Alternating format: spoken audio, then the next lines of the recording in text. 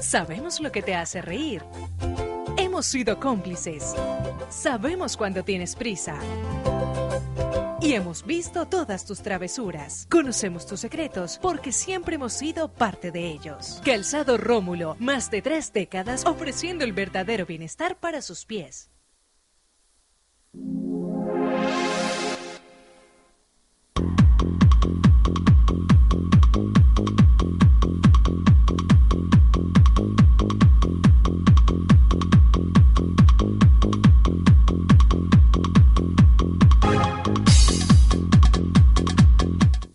Transportes especiales ACAR. Confianza en la vía, con sentido social.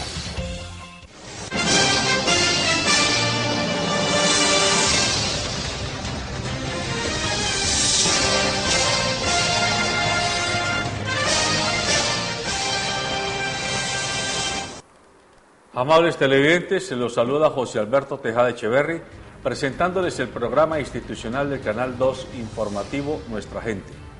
Hoy estoy acompañado en el estudio por 2 economistas amigos del canal y de este programa, los doctores Federico Vallejo y David Andrade.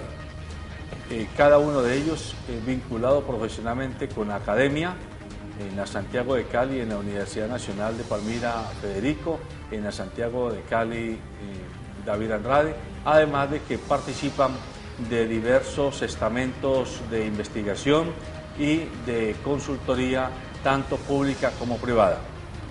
A ambos los saludo y les agradezco por aceptar nuestra invitación.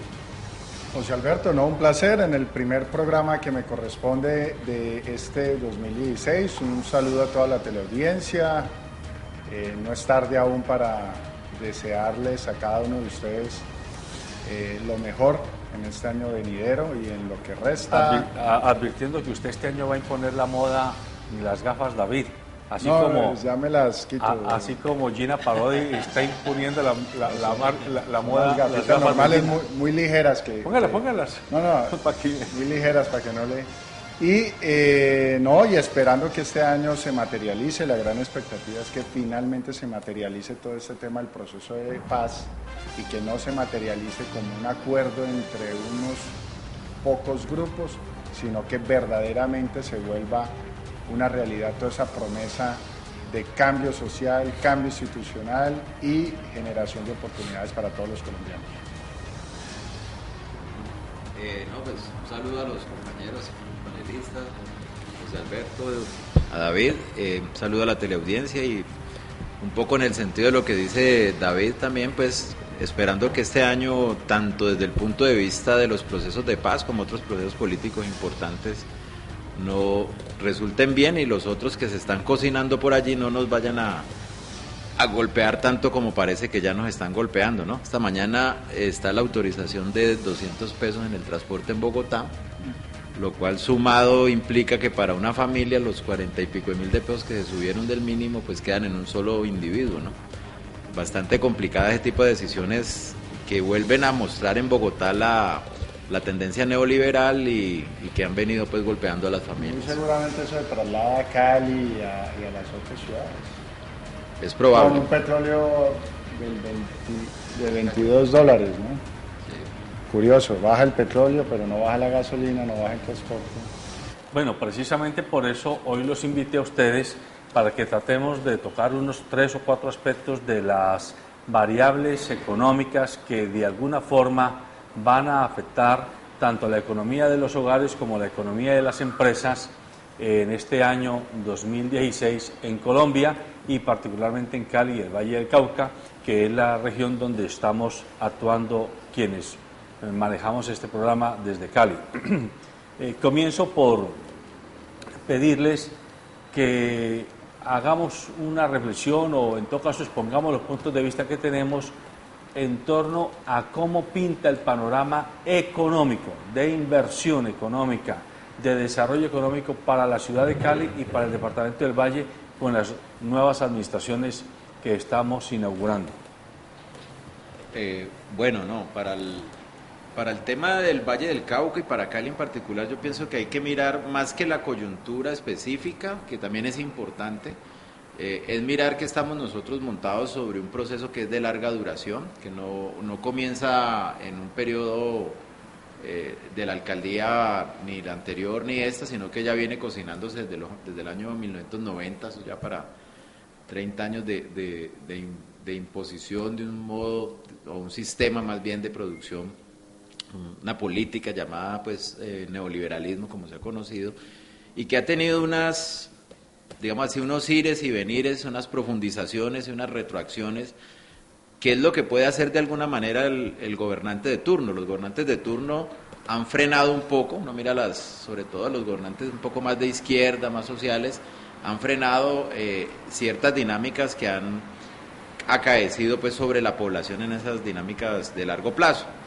En esa misma dinámica de largo plazo uno ve procesos de privatización que fueron más acentuados en la década de los 90 y que todavía prevalecen. La prueba de ello está con Isagen, ¿no?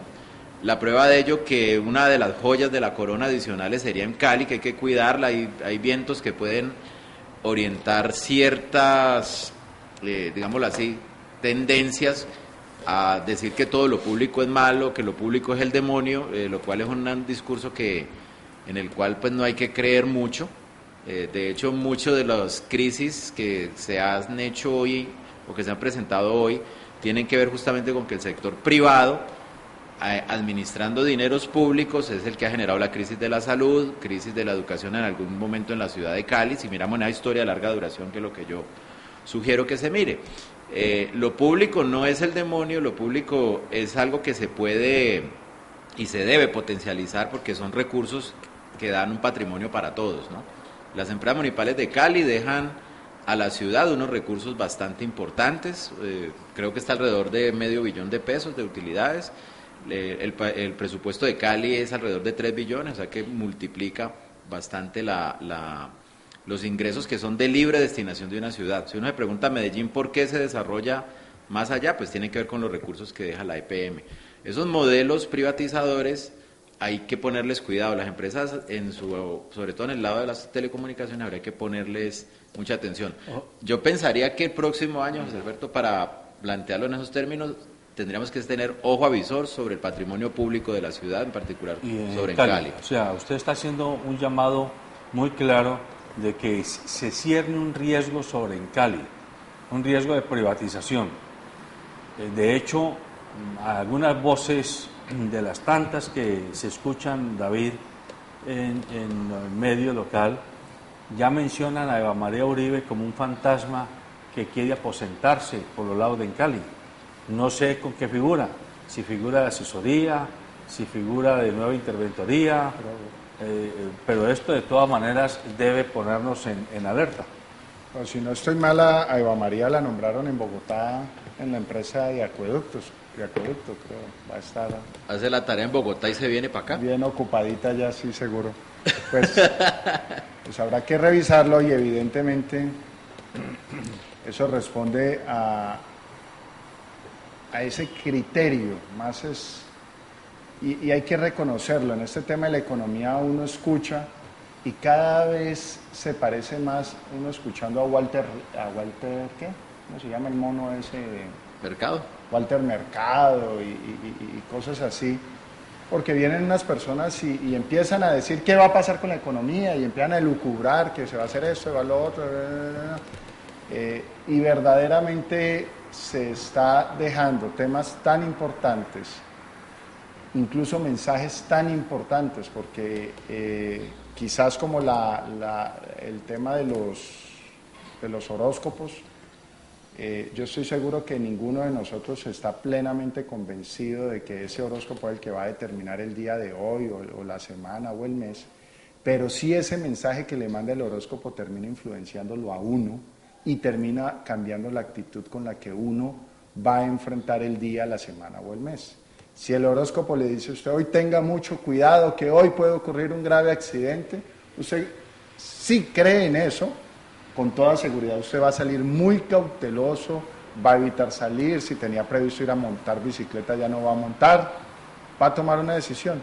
No porque el horóscopo sea verdad, sino por el mensaje que envía ese horóscopo. Entonces en estos temas de la economía cada vez se parece más allá. Entonces escucho a unos bastante pesimistas que dicen esto va a ser terrible, y quienes asumen ese mensaje y lo incorporan y lo interiorizan, pues contribuyen a que el ambiente finalmente sea terrible.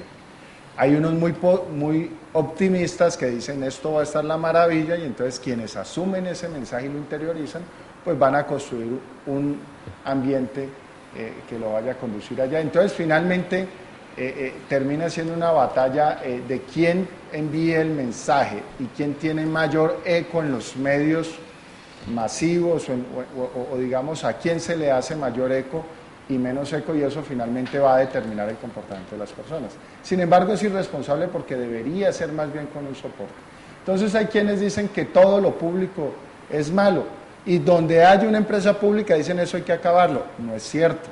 Habría que ver qué empresas deben seguir con una administración, una perspectiva desde lo público y ser eficientes o generar, digamos, las utilidades necesarias, no solo financieras, sino utilidades sociales. Como también habrá en empresas y en mercados y en cosas que definitivamente, digamos, la administración pública ya no debe tener un espacio, o espacios donde la administración privada ya no debería tenerlo y debe intervenir la administración pública. Entonces todo no debe ser por individualismo, por concepciones de lo que yo crea y salgo a imponer de acuerdo del nivel de poder que yo tenga, sino que deberíamos exigir realmente más soporte para las decisiones que se deben tener. Entonces yo en este tema de servicios públicos, sin duda creo que la administración pública debe seguir siendo relevante y prioritaria, porque un privado no va a llevar servicios públicos a una zona donde no hay un mercado que pueda pagar por esa infraestructura.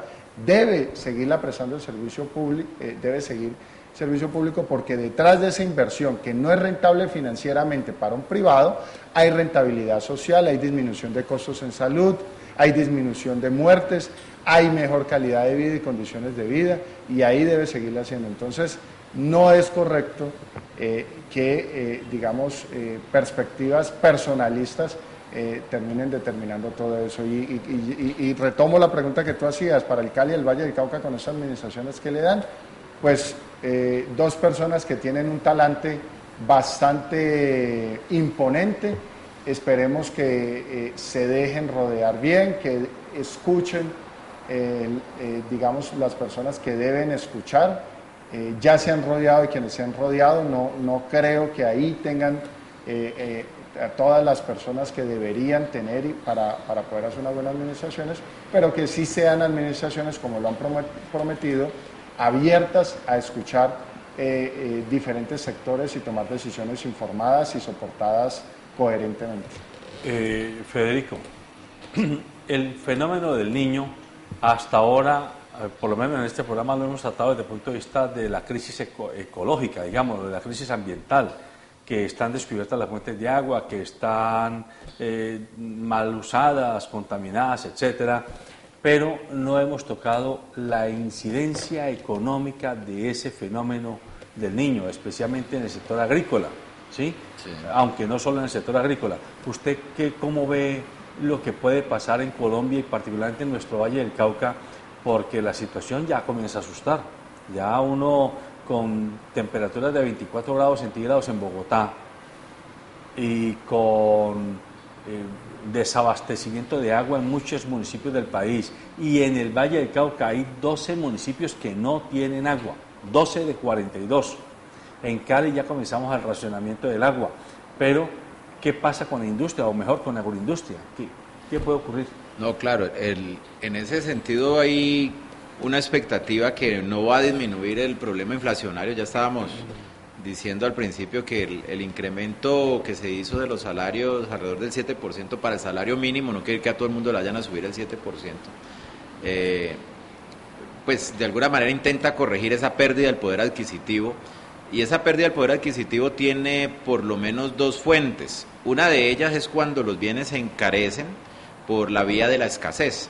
Entonces, si hay un fenómeno del niño sistemático, lo que hay es menos oferta de alimentos, hay una demanda de alimentos igual, entonces por lo tanto los precios se van a subir. Ese sería un factor de la inflación. El otro factor es cuando el Estado, de una manera un poco irresponsable, pues imprime más dinero, emite más dinero del que puede soportar la economía, lo que ha pasado de alguna manera en algunos países durante algunos años. Ejemplos prototípicos son los de Argentina, pero hoy en día, en los años 80, pero hoy en día Venezuela, por ejemplo, es un ejemplo de eso, ¿no? El Estado genera un gasto público a partir de imprimir dinero. Si en una economía produce 2 papayas y hay 1.000 pesos, pues cada papaya termina costando 500, y si usted imprime más billetes pero no aumenta la producción, tiene 2 papayas y 2.000 pesos, pues cada papaya le vuelve a 1.000. Eso es así de simple por esa vía. Entonces tenemos 2 vías para explicarla, o 2 factores que explican la inflación. Uno, la inflación por una presión de la demanda, y que es más grande que la oferta, eso hace que los precios se encarezcan. Y el otro lado es el de la inflación monetaria. Nosotros, la inflación por la vía monetaria en Colombia, tenemos una gran disciplina en ese sentido. Por mandato constitucional el banco protege la inflación, o sea que nosotros no prendemos una máquina de emitir dinero de un momento a otro, pero sí el fenómeno del niño afecta a esa otra vía, y eso fue lo que nos golpeó en el último periodo del año pasado, y que según dice el IDEAM nos va a golpear más o menos hasta 2 o 3 meses más adelante. Ahí hay un agravante, y es que pues la agricultura no se recupera de un momento a otro, no son las bolsas que en el mercado de un día para otro fluctúan rápidamente por meras expectativas, sino que pues para que el proceso agrícola se dé hay que sembrar, arar la tierra, y esto implica un insumo de tiempo adicional. O sea que esa dinámica digámoslo así, inflacionaria por la vía de la escasez no se va a resolver tan fácil, y nos va a seguir aporreando la mayor parte de este año que empieza, este 2016. Esa es una expectativa por ese lado, ¿no?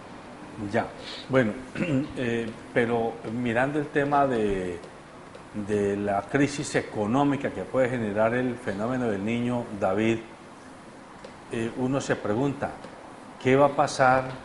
O mejor, ¿cómo se va a afectar el famoso programa del Plan Colombia Siembra, que pretende llegar a 1 millón de hectáreas cultivadas en Colombia, enfatizando creo que 7 productos agrícolas, la soya, el maíz, el sorgo, la cebada y otros más? En el caso del Valle del Cauca, nosotros somos sembradores de sorgo, de maíz. Cada vez menos, Pero tenemos plantaciones en el centro del Valle del Cauca.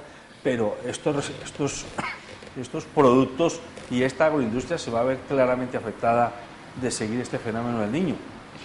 Pues yo creo que seríamos muy racionales, obviamente muy pequeña, si iniciáramos procesos o siguiéramos avanzando procesos de desarrollo de tierras, de territorios, de cultivos, de este sector productivo, considerando que el fenómeno del niño era un fenómeno de ahora y no se volverá a repetir.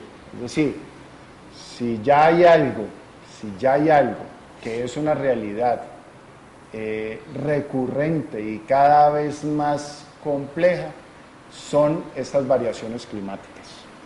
Entonces, todos esos programas, proyectos, si no tienen incluido el elemento de cómo van a soportar técnicamente estos cambios climáticos, pues sería una decisión muy obtusa, y sería más o menos como lo planteaba Federico, simplemente un gasto público por hacer gasto público, ir a tirar dinero allá y sembrar unas vainas, decir, vea, ya sembré y bastó, Porque, por ejemplo, como dicen, abrir huecos para tapar huecos. La cosecha cafetera, que se supone que ahora en marzo es donde se hace la primera recogida, ya los cafeteros están diciendo que va a ser muy deteriorada en cantidad, en volumen y en calidad, precisamente por el fenómeno de falta de agua. Lo cual probablemente les favorezca, porque esa escasez va a incrementar el precio. El año pasado, de hecho, a ellos les fue un poco bien, y me alegra por el sector cafetero que ha estado tan golpeado alrededor de los precios. El problema sí es que compitamos más con una desgracia y no tanto con competitividad hecha de otra forma, ¿no? De todas maneras, una escasez favorece al productor, por lo menos al que alcanza a sacar algo de su cosecha, ¿no? Paradójicamente, eso es una paradoja. Cuando las cosechas son súper abundantes, los precios de los bienes agrícolas normalmente se van al piso muy rápidamente porque son perecederos. Y eso hace que en muchas ocasiones los campesinos pierdan por esa vía. No estoy diciendo, pues, es decir, digamos que en medio de todo, pero un análisis muy prudoniano, muy que de todo lo bueno de todo lo malo hay algo bueno, no sería tan absurdo que tome el impacto social es mucho más grande, pero digamos que sí podrían favorecerse quienes logren tener unas cosechas, obviamente por el alza de los precios, y la cosecha no se pierde toda, ¿no? Que esa es la otra apuesta, ¿no? Sí, yo quisiera un poquito irme acercando al meollo del asunto con lo que están insinuando. Es que, y vuelvo al tema de la analogía que le hacía al televidente para que entienda un poquito. Ve uno con tristeza de que la economía está dejando de ser o se está dejando contagiar de la moda y de hacer más unas actividades de tipo mediático y menos juiciosos. Cuando sube el precio de la gasolina, la explicación es que el petróleo está muy alto, pero cuando baja el petróleo como ha bajado, sigue subiendo la gasolina y entonces ahora la explicación es el dólar, o mañana va a ser la explicación de otra cosa. Entonces, finalmente, lo que hay que decir y lo que está planteando Federico con el tema del café, finalmente estamos en una economía, sobre todo la nuestra, que es una economía relativamente pequeña, donde hay unos muy pocos jugadores los que son actores activos digamos, en el mercado. Entonces, y tú ves también cómo el poderoso, quien tiene un poder económico importante, empieza a ir cooptando de otros sectores las empresas que requiere para, digamos, generar un mayor poder económico, incluso los medios de comunicación, para que generen las expectativas que le interesa que debe generar, no las que realmente resultan de un análisis o un estudio, sino las que le conviene a sus negocios y a su mercado generar. Entonces, digamos, por ejemplo, volviendo al tema del café, curiosamente, posiblemente que el café no tenga una importante producción va a ayudar a que el precio vaya a aumentar, y eso incrementa los ingresos a quien pueda tener una producción. ¿Y quiénes van a ser los afectados? Pues muy seguramente el pequeño productor, que se le va a dañar su pequeña parcela, y no ese que tiene miles y miles y miles de hectáreas, donde perderá un porcentaje de ellas. Y segundo, porque tienen los recursos y las capacidades para verse protegido en ese sentido. Igualmente, en todos los mercados, las acciones, las bolsas, por ejemplo, los medios de comunicación hoy nos están aterrorizando a todos los ciudadanos de que la caída masiva en las bolsas que está llegando nos van a afectar y toda cosa, y en realidad no, los actores que juegan en la bolsa son muy poquitos, bueno, y ellos mismos artificialmente pueden generar todo. Pero ese punto es muy importante, David. Expliquémosle a mi mamá, a la vecina de mi mamá, a la gente del común que ve en nuestro programa, cómo afecta a los hogares esta devaluación tan drástica que tiene el dólar hoy, el peso frente al dólar. Es decir, nosotros hasta hace 2 años teníamos un dólar de 1.800 pesos. En 24 meses hemos pasado al 100%, casi al 100%. Estamos llegando a 3.400, o sea que estamos a 200 pesos de doblar la cifra con la que hacíamos intercambio de dólar versus peso hace 2 años. ¿Cómo afecta eso la economía de los hogares, doctor Vallejo? Bueno, hay que tener en cuenta, pues, más allá del por qué se revaluó el dólar frente al peso, mirar el problema del impacto. El impacto es importante si nosotros miramos que toda esta lógica de apertura había implicado para Colombia en general, para el Valle del Cauca en particular, digamos así, una transformación del paisaje agrícola del valle. El maíz que ustedes estaban mencionando ahora en estos programas que hay, prácticamente desapareció del Valle del Cauca, lo importamos casi todo. El sorgo y la soya quedó alrededor de Buga y Tuluá, que se puede identificar como un centro agroindustrial donde todavía hay empresas que procesan alimentos, sobre todo para animales y para la fabricación de aceites, etcétera. Pero muchos de esos insumos que se traen ya de fuera del país, y obviamente se traen de fuera del país y se pagan en dólares. Nosotros estamos importando de los bienes básicos en el año 90, antes de la apertura, digámoslo así, la conversión era al revés, ¿no? O sea, por cada 2 pesos de bienes internos había 1 peso que se traía de afuera. Esa relación se se cambió, se invirtió. Nosotros, nuestras máquinas de afeitar, la ropa, muchos de los bienes que nosotros traemos ya como recursos básicos de la canasta familiar, pues son importados. Obviamente en un escenario donde el dólar viene subiendo como lo está haciendo y no va a bajar, pues obviamente eso también afecta el costo de los bienes. Miren que esa inflación que venimos nosotros enfrentando, que fue el 7%, ¿en cuánto estuvo, David? ¿No recuerdas la cifra de inflación? Inflación 7,7. 7,7 por ahí. 7,7. Cerramos, entonces esa inflación fue una inflación de costos. Esa inflación de costos es muy delicada porque no es una inflación monetaria, y esa inflación de costos implica algo desde el punto de vista teórico, y es que no se puede regular simple y llanamente a través de una intervención fácil desde el punto de vista monetario, es decir, por el hecho de que se disminuya el ritmo al que el dinero crece en la economía. No se puede hacer eso porque simplemente las cosas están siendo más costosas porque cuesta producirlas más. Ese que cueste producirlo más y que el mercado se deteriora genera un problema que no se había visto en el mundo hasta los años 70. En los años 70 hubo un proceso que fue inflación alta, como está ocurriendo, con tasas de desempleo altas, como pueden comenzar a dispararse. Esas dos cosas ocurriendo en el tiempo tiene un nombre rarísimo que se llama estanflación, que es inflación y desempleo. Normalmente, en un escenario normal, cuando hay inflación alta es porque el banco emitió mucho dinero, no porque las cosas sean caras producirlas. Pero cuando el banco emite dinero, lo que hace es generar una dinámica del gasto público, entonces normalmente estaba asociada la inflación alta con desempleo bajito. Nosotros para estos años que vienen, por esa vía de que las cosas que producimos se compran en dólares y un poquito el coletazo de este niño que nos va a pegar este año, eso no es un fenómeno permanente, pero nos lo va a pegar, pues seguramente sí vamos a ver que las tasas de inflación se suben un poco y al tiempo las tasas de desempleo se van a subir un poco. Con muy bajo margen de maniobra para el Estado, pues para recuperar esos puntos porcentuales. Entonces se golpea al hogar desde el punto de vista de los costos a través de la inflación, pero también se van a golpear los hogares indirectamente y la industria, porque muy seguramente estas empresas que se ven abocadas a mayores costos por la vía del dólar o por la vía de la escasez de recursos básicos, pues van a generar desempleo. Pero el señor que se gana un X valor, 1 millón de pesos, 2 millones de pesos, o la señora, ¿cómo le afecta esa devaluación del peso frente al dólar en su economía de hogar?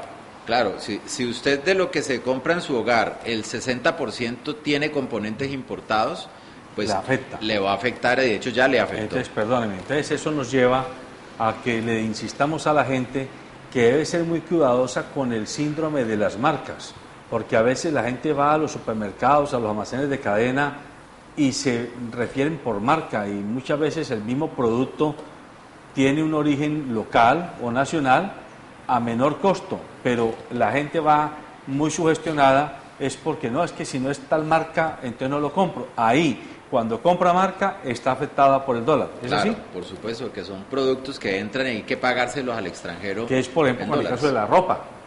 Si usted compra ropa de marca, pues tendrá que pagarla más cara, porque viene importada. Sí. Si compra ropa local, no. Yo leí un artículo de una revista internacional donde decía: el fenómeno del niño no va a afectar mucho la economía porque existen suficientes reservas de alimentos para poder satisfacer la demanda de alimentos. Claro, desde la visión global, dice, hay alimentos, no hay problema con el fenómeno del niño.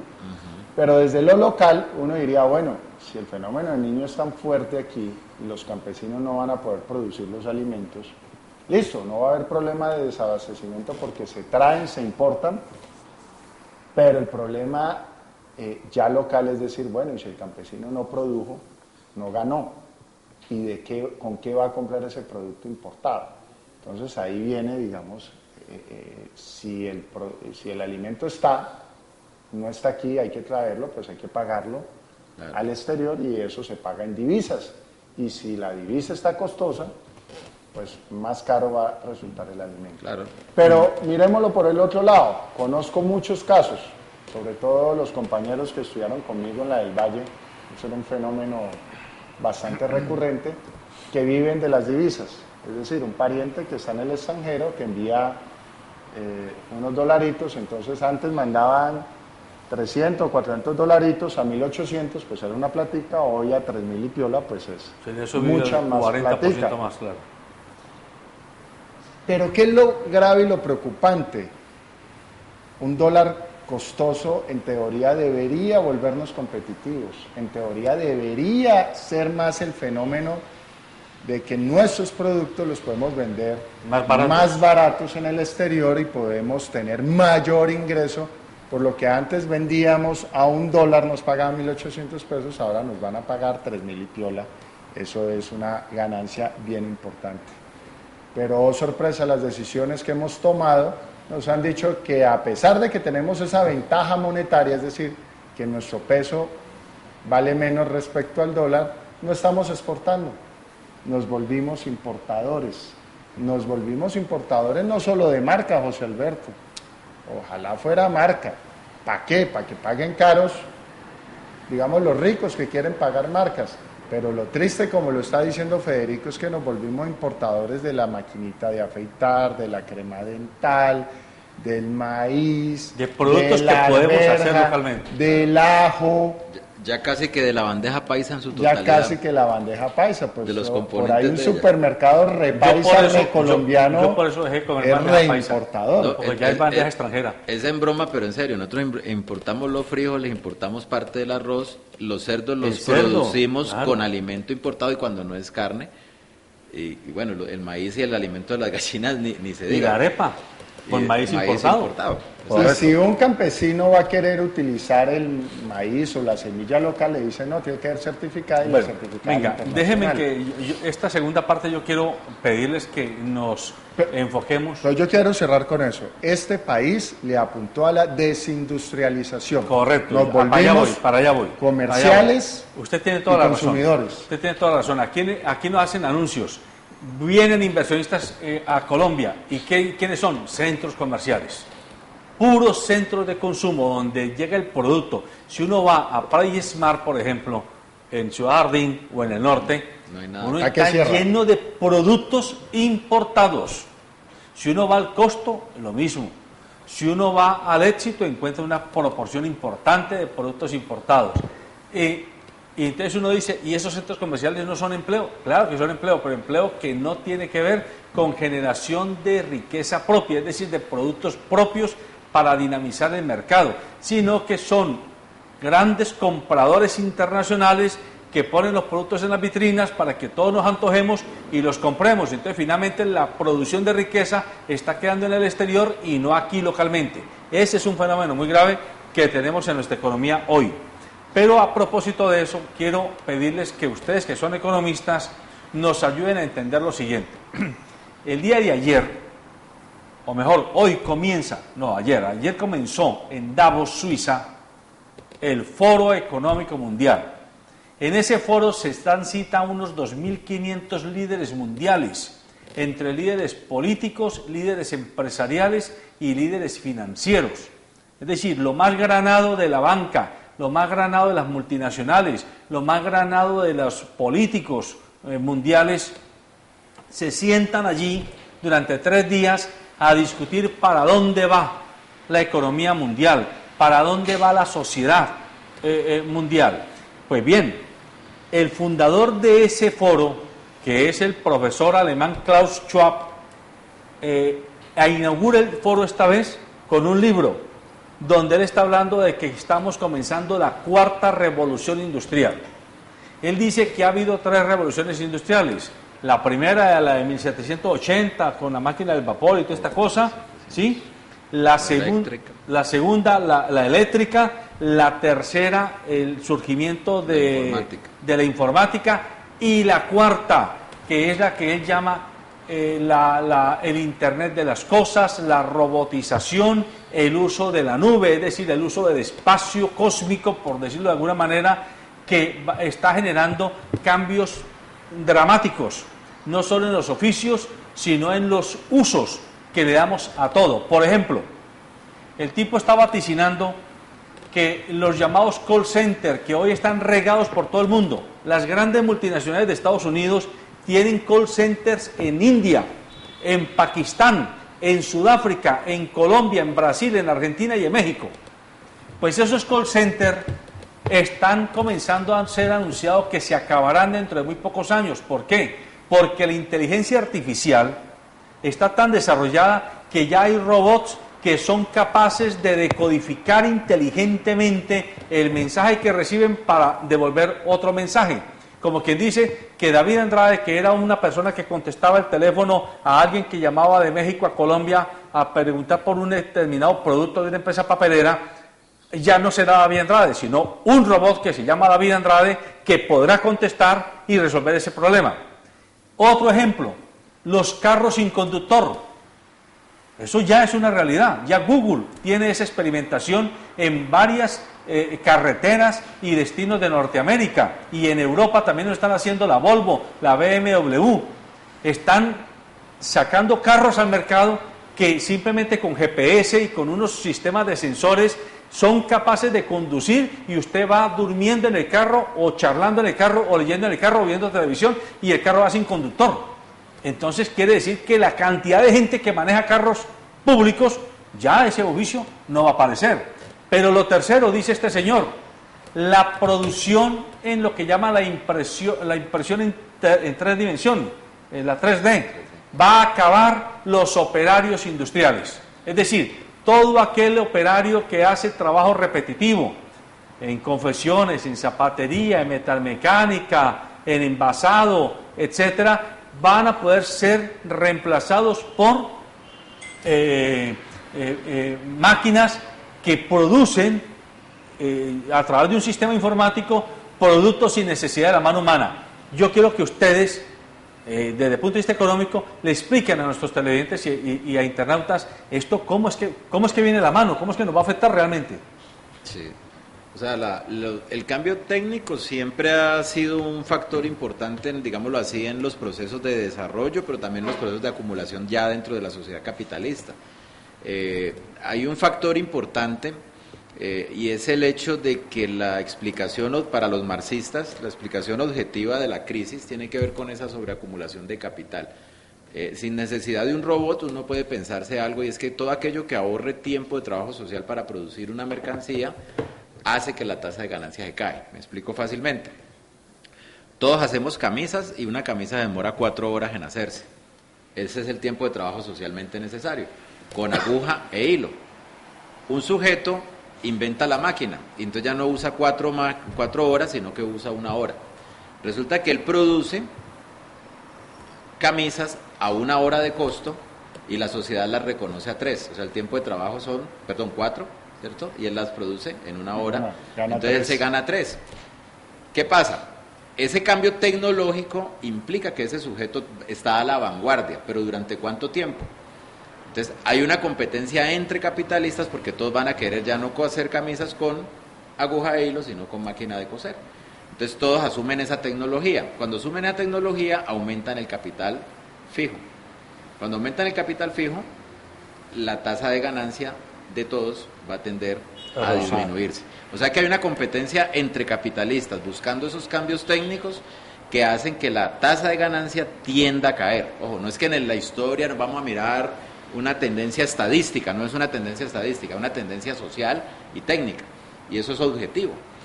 Entonces, si uno lo traslapa a todo este tipo de desarrollos, en donde lo que hay es ahorro de tiempo de trabajo socialmente necesario para producir un servicio de transporte, para producir un servicio de venta, para producir la manufactura, comillas manufactura ya, la robofactura, que quedaría, pues va a generar ese problema de acentuar la crisis a largo plazo. Es decir, ese tipo de desarrollos, en mi opinión, y viéndolo un poco desde el punto de vista de la teoría marxista, generan un proceso de agudización de la crisis del capitalismo y no serían viables en una sociedad capitalista, porque el capitalismo siempre va a necesitar de la explotación de la fuerza de trabajo. Mientras eso no ocurra, va a ser muy difícil que se generalicen ese tipo de sociedades en donde ya el conocimiento y el trabajo previamente acumulado esté al servicio de los sujetos. No va a ocurrir. Es decir, eso va por la misma dinámica del sistema. Es decir, se aumenta la composición orgánica del capital y cae la tasa de ganancia. Hay más capital fijo, más maquinarias, cae la tasa de ganancia. Entonces yo miraría eso en esos términos con un poquito menos de optimismo, por lo menos dentro de la lógica del capitalismo, ¿no? Distinto sería si todos los bienes fueran de todos. Bueno, David, pero también dice este señor, hablando de la cuarta revolución industrial, que los contadores se acabarán, casi que los abogados también, que en definitiva lo que va a surgir es otro tipo de ocupación, los creadores en Internet y en informática, no los operadores de informática, porque eso todo va a ser automatizado. Es una derivación de las tesis de la economía del conocimiento, perdón que te interrumpa, pero esas tesis tienen un lado muy flaco, y es que si usted no tiene sujetos para explotar, no acumula. Exacto. Entonces, me parece que en Cuba... Pero que la explotación debería trasladarse de la explotación como del trabajo, que era la fuente inicial, sí, o del conocimiento ahora, a que hoy en día, digamos, el capitalismo va a tener ahí una gran medida. Va a decir, listo, yo produzco sin necesidad de tener obreros. Pero entonces, ¿quién me va a comprar? Porque si no hay... ¿Quién gane plata para poder comprar los bienes? Entonces, finalmente van a tener que llegar a un tema, yo produzco, ¿y quién me pague? Págueme el Estado, o habrá que regalarle la plata a la gente para que pueda consumir, porque si no, no va a haber consumo. Pero bueno, yo tengo una visión ahí, pero voy a alimentar... Solo un detallito. Y también agrega que en el futuro va a haber mucho empleo en labores realizadas con la longevidad humana. Claro. Mira, yo te voy a aumentar también, digamos, los casos que estás planteando. Hoy en día yo ya no veo televisión canaleando. Yo ya prendo un aparatico que me conecta a Netflix. Cualquier aparatico que prenda me conecta a Netflix. Y yo ya no tengo que decidir qué voy a ver. Netflix me dice qué va a ver. Dice, según sus gustos, según lo que usted ha visto, según las calificaciones que usted ha dado, usted tiene que ver es eso. O sea, es decir, que ni siquiera para producir, sino para consumir. Y no es una persona que me conoce bien, es un algoritmo en un software que decide qué es lo que me gusta a mí y decide qué es lo que yo voy a ver. De hecho... Yo pensé que era mi esposa de querida que mandaba un mensaje para que me lo mandara. De pronto tu esposa hablaba con alguien allá mexicano que decía, a mi esposo le gusta todo esto y te voy a mandar esta vaina. No.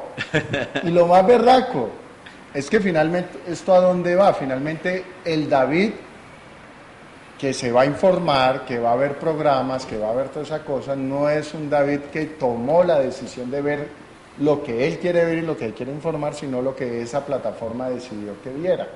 Si mañana yo les llego hablando a ustedes sobre la mente, sobre el poder de utilizar la mente, sobre todas las cosas, es porque Netflix me puso ahí un programita y yo voy a repetir esa vaina y finalmente voy a hacerlo. Entonces, no solamente por el lado de la producción, sino también por el lado del consumo finalmente va a determinar.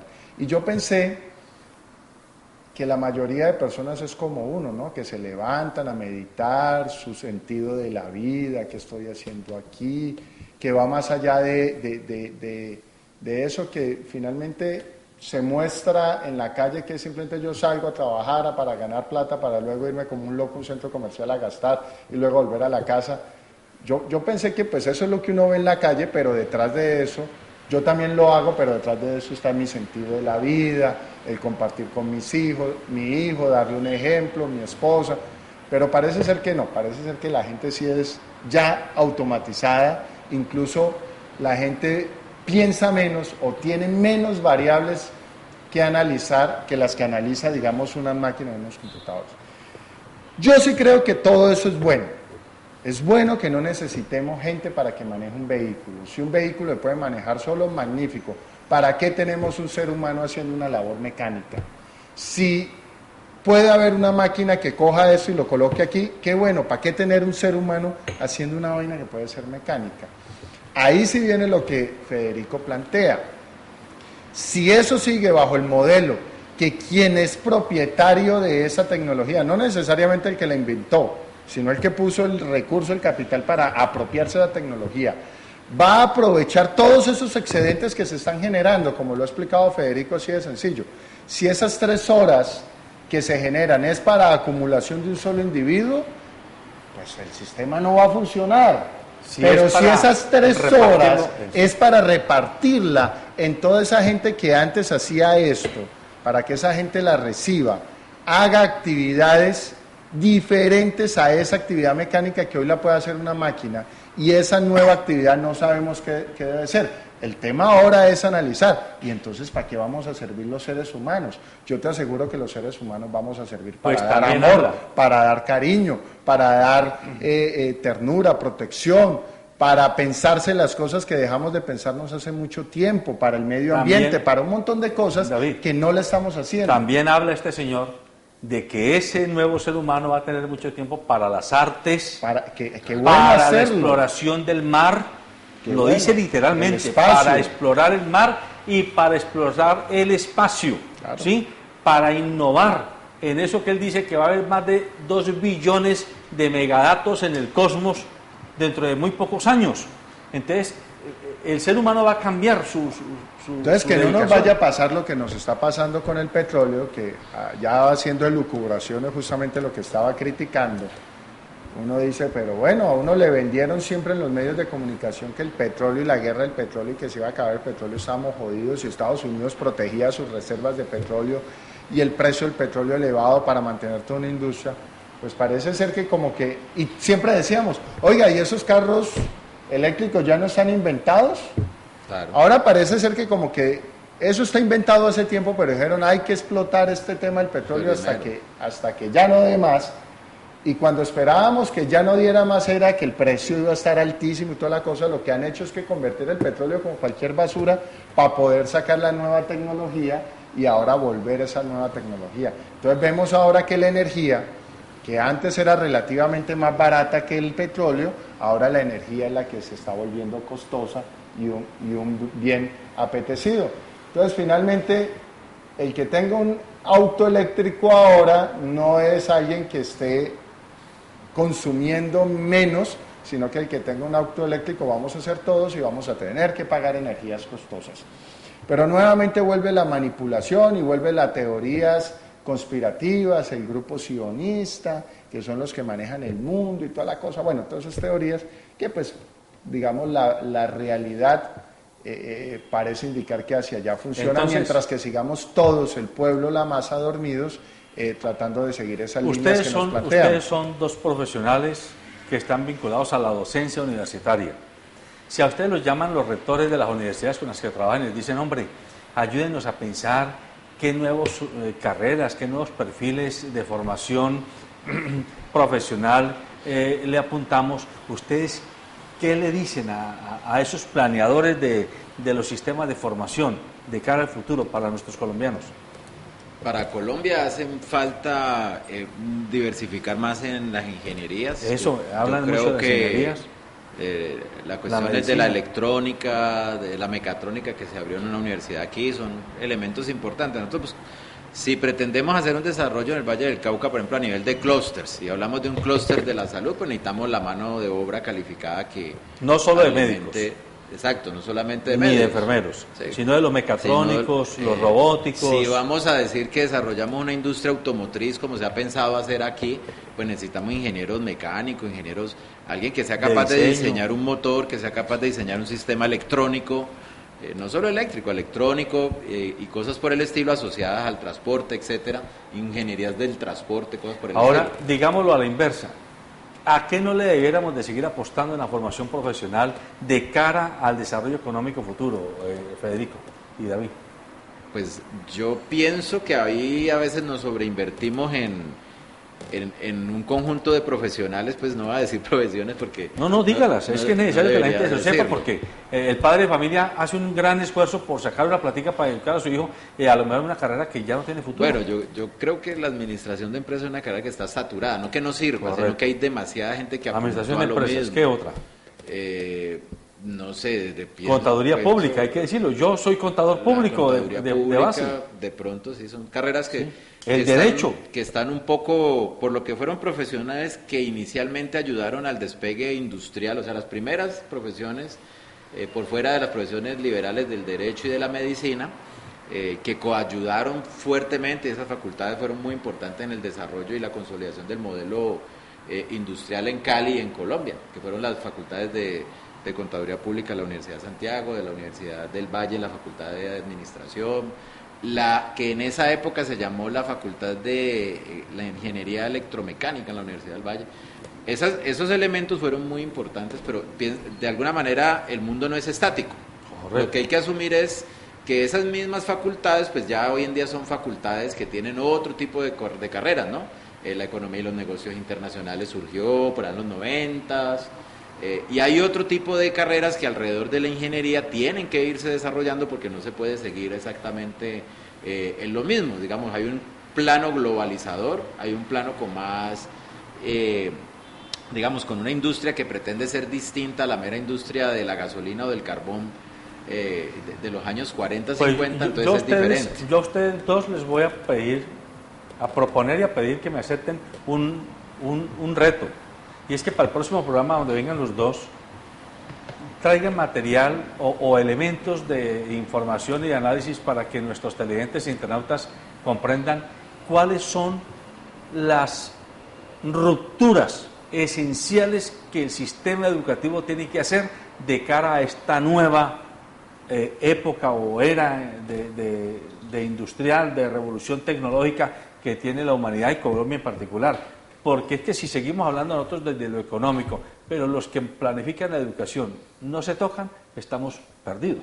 Yo diría al respecto lo siguiente, yo no te diría tanto carreras, no me concentraría más en la actividad técnica que pueden hacer desde cualquier tipo de carrera. A mí no me sirve un filósofo para que termine de bibliotecario leyendo los libros y organizándolos. A mí me sirve un filósofo que se piense el sentido de la vida, del ser, de todo ese tipo de cosas. A mí no me sirve un contador que simplemente me coloque los números en unos formatos y en una manera de ver. A mí me sirve un contador que analice, que piense y que sepa la razón del dinero, porque el dinero, las fuentes y toda la cosa.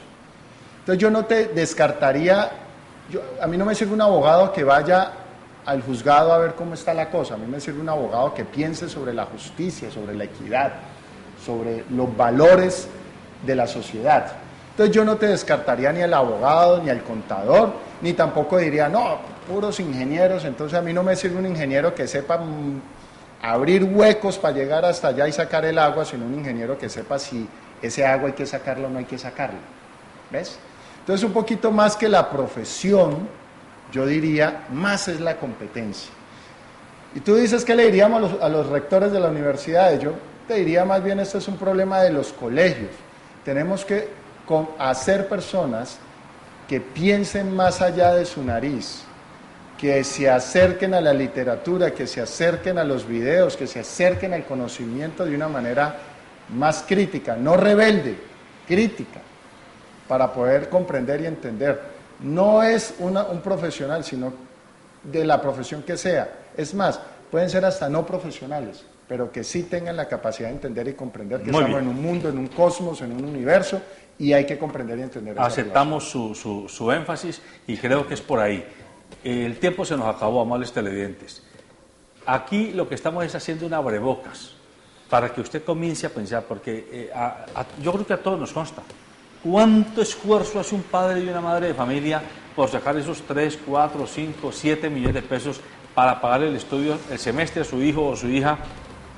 Y después de 10 semestres pasan 3 años, 4 años y el muchacho y la muchacha por ahí camina para arriba, camina para abajo y siguen sin alternativas, porque sencillamente hay una dislocación total entre la oferta de educación para nuestra juventud, para nuestro talento humano, y lo que la economía y la sociedad está demandando de ese talento humano en formación. Así que aquí hay un tema muy importante que vamos a tratar de empujar desde este programa.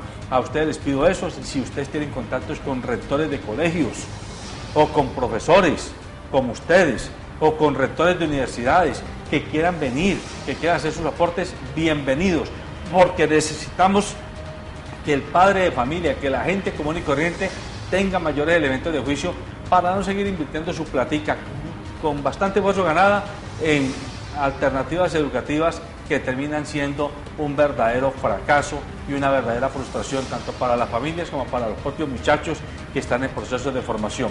Pero el mundo está cambiando, amables televidentes e internautas, y a eso no nos podemos negar. Así usted cierre los ojos, así se tome 10 pepas de Valium, queda dormido 24 horas, pero al final usted tiene que abrir otra vez. Y así sea todo un gorete, todo bobo, por producto de las pepas de Valium que se tomó, el mundo sigue girando y el mundo sigue cambiando. Así que o cambia usted o lo cambia el mundo. Ese es el desafío. Buenos días.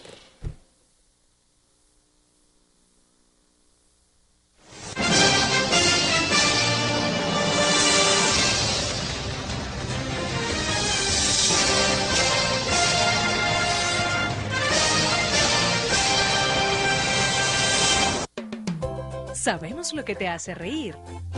Hemos sido cómplices. Sabemos cuando tienes prisa.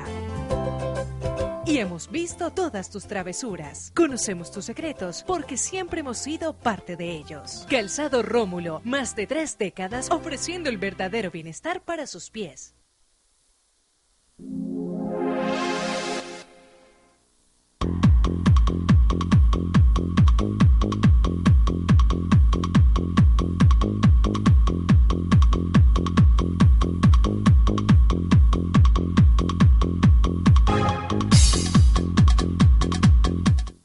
Transportes especiales a cargo. Confianza en la vía con sentido social. Daylight come and me don't want go home.